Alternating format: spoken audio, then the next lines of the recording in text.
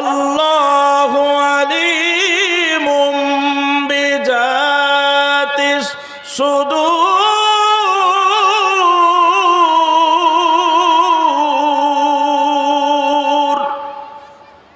আল্লাহ তাআলা বান্দার অন্তরের খবর জানেন। আপনার আমার অন্তরে যেটা উদয় হয় ওটা জবানে আসার আগে আল্লাহ তাআলার আরশ আজিমে পৌঁছে যায়। একটু সুবহানাল্লাহ বলবেন না? যদি আটলান্টিক মহাসাগরের অতল তলদেশে ছোট্ট একটা শৈবাল পোকা খোদার যাতনায় পাথরের কণা ধরে কান্নাকাটি করে, পৃথিবীর কোনো প্রাণী ওই কান্নার আওয়াজ শুনতে না পেলেও স্বয়ং আল্লাহ রাব্বুল আলামিনের আরশ আজিম পর্যন্ত তা পৌঁছে যায়। সুতরাং আপনার উপস্থিতি যদি একমাত্র আল্লাহর খুশির জন্য হয়েই থাকে, তাহলে আপনার আমার উপরে যিনি খুশি হয়েছেন তিনি কে? আরো জোরে বলেন। আর আমাদের উপরে রাগ করেছে যে সে কে? আল্লাহ। হায় হায়, আপনি আল্লাহর খুশির জন্য এসে থাকলে খুশি হয়েছেন আল্লাহ, আর রাগ করেছে যে তার নাম কি? আরো জোরে বলেন। এই তো বুঝি বলাইছেন। হ্যাঁ ভাই, শয়তান চায় না কোনো মানুষ আল্লাহর সন্তুষ্টির জন্য কোনো কিছু করুক। সর্বক্ষণিক আল্লাহ থেকে আপনাকে আমাকে ফারেক করার জন্য, আপনাকে আমাকে বাদ দেওয়ার জন্য ইবলিস লেগেই আছে, শয়তান লেগেই আছে। সুতরাং আজকের মাহফিলে আপনারা যদি আল্লাহর খুশির জন্য এসে থাকেন, তাহলে আমাদের উপরে নিছক খুশি হয়েছেন আল্লাহ তাবারক ওয়া তাআলা। তো আল্লাহ যদি কোনো বান্দার উপরে খুশি হয়ে যায়, তো আল্লাহ তাআলা ওই বান্দার জন্য পরকালে একটা শান্তির জায়গা প্রস্তুত করে রেখেছেন, রেডি করে রেখেছেন। জায়গাটার নাম কোরআনের ভাষায় জান্নাত। একটু সুবহানাল্লাহ বলেন। জান্নাত তথা শান্তির জায়গা। আর আল্লাহ তাবারক ওয়া তাআলা যদি কোনো বান্দার উপর অসন্তুষ্ট হয়ে যায়, ওই বান্দার জন্য আল্লাহ তাআলা পরকালে আরেকটা জায়গা প্রস্তুত করে রেখেছেন, রেডি করে রেখেছেন। জায়গাটার নাম কোরআনের ভাষায় জাহান্নাম তথা কষ্টের জায়গা। আপনারা সকলেই জ্ঞানী মানুষ, বুঝ শক্তি আল্লাহ তাআলা আপনাকে আমাকে দিয়েছেন। তো আপনারা সেই বুঝ শক্তি দিয়ে এই মুহূর্তে চিন্তা করে একটু বলুন তো, মৃত্যুর পরের জগৎ, পরকালে আপনি জান্নাত চান নাকি জাহান্নাম চান? একটু জোরে আওয়াজ দিয়ে বলেন। আচ্ছা, কারা কারা জাহান্নাম চান একটু দু হাত উঁচু করে দেখান তো। আছেন কেউ? আছে কয়েকজন। যারা হাত উঁচু করেছেন ওনারা কি জাহান্নাম চায়? চায় না। আমার কথা শুনেছেন কিন্তু বুঝতে পারেন নাই, অন্য মনস্ক হয়ে গেছেন। একদম অ্যাক্টিভ থাকেন। আমি উল্টো প্রশ্ন করেছি আপনাদের একাগ্রতা পাওয়ার জন্য। অন্য মনস্ক থাকবেন না, তাহলে সকালে এখন যেটা শুনলেন সকাল হওয়ার আগে ওটা ভুলে যাবেন। এই জন্য একাগ্রতার সাথে থাকার জন্য অনুরোধ করছি। তাহলে আমরা কেউ জাহান্নাম চাই? শেষ কথাটা আপনারা সবাই বলেন, আমরা কি কেউ জাহান্নাম চাই? কি চাই? আরো জোরে আওয়াজ দিয়ে বলেন। দু হাত উঁচু করে দেখান তো কারা কারা জান্নাত চান, আল্লাহকে দেখাই দেন। আল্লাহু আকবার। একদম হাত খাড়া করে দেন, হাতের আঙ্গুলগুলো ফাঁকা করে দেন। দেখেন একটা দৃশ্য, হাতের আঙ্গুল ফাঁকা করে দিয়ে হালকা নাড়া দেন তো, এরকম এক হাত আর এক হাতের ভিতরে দিয়ে। কিছু কিছু লোকের হাত নড়ছে না, একটু নাড়া দেন। জান্নাতের ফুল বাগানের ছোট্ট দৃশ্য আমরা এই মুহূর্তে উপভোগ করছি। জান্নাতের ফুল বাগানের ছোট্ট দৃশ্য। জবান দিয়ে জোরে আওয়াজ দেন, নারায়ে তাকবীর, নারায়ে তাকবীর। আল্লাহ আমাদের সকলকে জান্নাতি মানুষ হিসাবে কবুল করে নিন। একটু জোরে বলেন আমিন। আল্লাহ আমাদের সকলকে জাহান্নাম থেকে মুক্ত করে দিন। হাত নামান।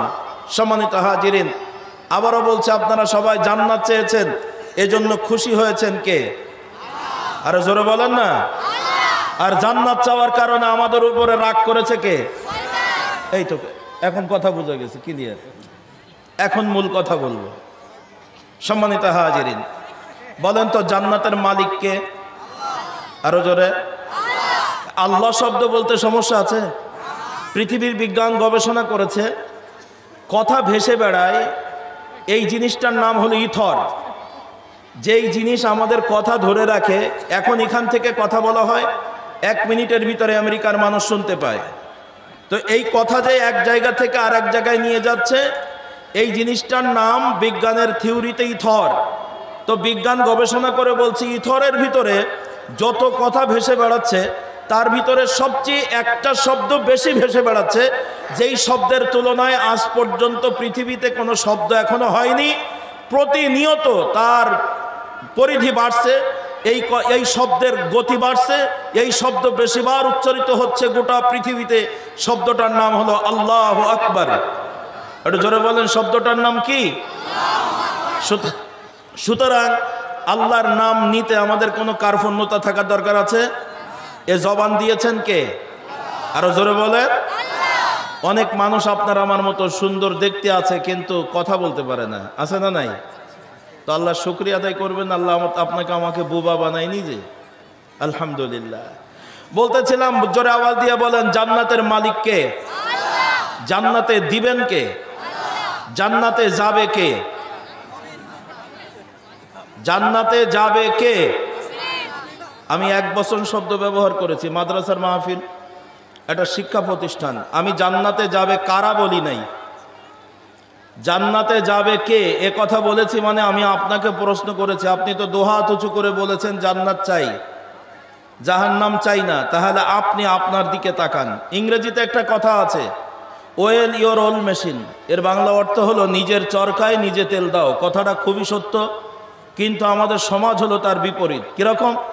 আমরা সর্বক্ষণিক আমাদের হ্যাবিট, অধিকাংশ মানুষের স্বভাব হলো আমরা অন্যকে নিয়ে চর্চা করি, সবসময় আমরা পরচর্চা করি, আরেকজনের দোষ ত্রুটি খুঁজে খুঁজে বেড়াই।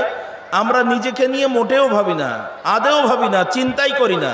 আমি আজকে দুহাত ধরে অনুরোধ করব সর্বস্তরের মানুষের কাছে, নারী পুরুষ যত মানুষ এখানে আছেন সকলের কাছে দুহাত ধরে অনুরোধ করে বলছি, আপনার মাথা থেকে এই মুহূর্তে পৃথিবীর সবার চিন্তা ফেলে দিয়ে আপনি আপনার মাথা থেকে পা পর্যন্ত, পা থেকে মাথা পর্যন্ত এই 3.5 হাত, আপনার হাতের 3.5 হাত এই বডিটার দিকে তাকান তো।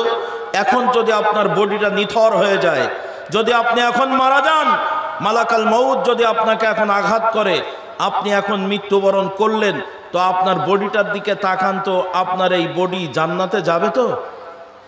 আপনার যা কর্ম, আপনার যা চরিত্র, আপনার যা লেনদেন, আপনার যা মুআমালা, আপনার যা মুআশারা, আপনি গোটা জীবনে কি আমল করেছেন, রাতের আধারে দিনের আলোতে ভালো কাজ কতটুকু করেছেন, খারাপ কাজ কতটুকু করেছেন, এটা আমি জানি না, আর একজন জানে না। আপনি আবার বিবেক নামের এ ছোট্ট একটা জায়গায় আপনি একটা প্রশ্ন দিয়ে দেন, এই মুহূর্তে যদি আমি মারা যাই, আমি তো হাত উঁচু করে বলেছি জান্নাত চাই, আদৌ জান্নাত পাবো তো? আপনার বিবেককে প্রশ্ন করে আমার টোটাল মাহফিলটার সময় আপনি ক্ষেপণ করবেন, ডাইনে বামে খেয়াল করবেন না, নিজেকে সব সময় প্রশ্ন করবেন, আমি তো জান্নাতের দাবিদার, তো আমি জান্নাত পাবো তো? কাকে জিজ্ঞাসা করবেন? আমার কথা আপনি বুঝতে পারেন নাই, জোরে বলেন, কাকে জিজ্ঞাসা করবেন? নিজেকে। কারো চিন্তা করবেন না, কারণ